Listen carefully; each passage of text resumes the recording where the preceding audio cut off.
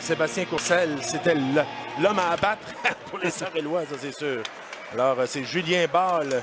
Il faut dire que Gélina suivait la rondelle. Alors, il y avait comme famille. Oh oui! Bel arrêt de Cadorette ici, un bon tir. Il y a eu beaucoup d'espace Dunn pour travailler et tenter de faire un tir dans un coin. Mise en échec de Dunn. Dans le dos de Morissette. Dans le dos de Morissette. Je ne sais pas pourquoi il a décidé de frapper dans le dos.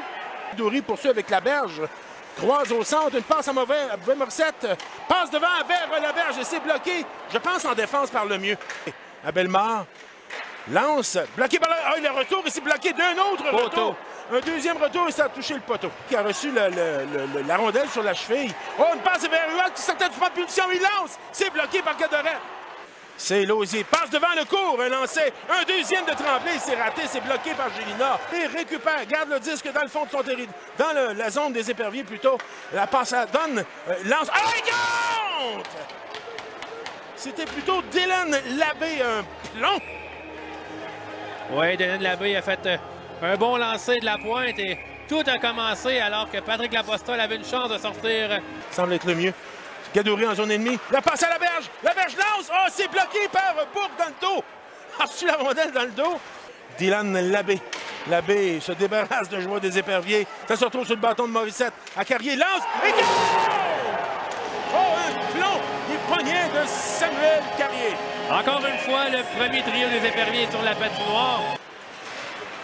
C'est repris dans le territoire et c'est Morissette un tir sur Gadorette et c'est bloqué par Jalbert et Jalbert malmène Samuel Laberge.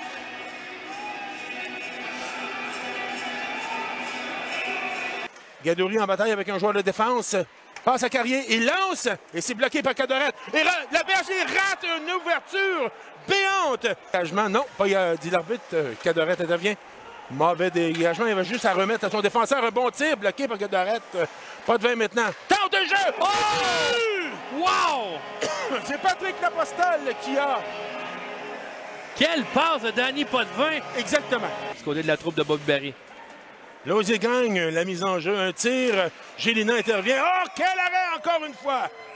La passe de l'autre côté à Bourque. Il lance. Oh, et la rondelle a changé de vitesse en contrôle. Mauvais espace, ça va se retrouver sur le bâton de Lapostole. Devant! Et oh! Quel arrêt de Cadorette une fois de plus!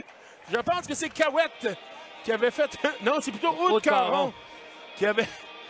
le dernier lancé touche l'arbitre. C'est Cahouette vers Aude-Caron. Il s'amène devant, il lance! Et c'est bloqué! Je pense que c'est le gardien Cadorette du bout du bâton. C'est un joueur, finalement, c'est Bourque. C'est Simon Bourque qui pose le disque au fond. Les buts! Je regardais le court qui semblait blessé sur le jeu. Malheureusement, j'ai raté la séquence. Bobby Barry dirait certainement pas non à un point au classement, ça c'est sûr. La passe vers... Et c'est tir de Labbé, c'est bloqué par Gélina. Oh! Samuel Laberge. Ramasse le disque. S'amène devant Cadorette. Il lance et c'est bloqué par Cadorette. Complète le premier tour de lancer. Maxime Lecourt s'amène, il lance et compte! Oui, Patrick Lapostole s'amène devant Cadorette. Il lance et c'est la rondelle à sautiller par-dessus son bâton. Alors, si Bellemare marque, ce sera match terminé. Bellemare lance et voilà. Victoire de l'Assurancia de Thetford au compte de 3-2 en fusillade. Et ça a été tout un match. On ne s'attendait peut-être pas à un match aussi défensif, mais on parle de défensive très, très, très serrée. On n'a rien laissé passer en première période.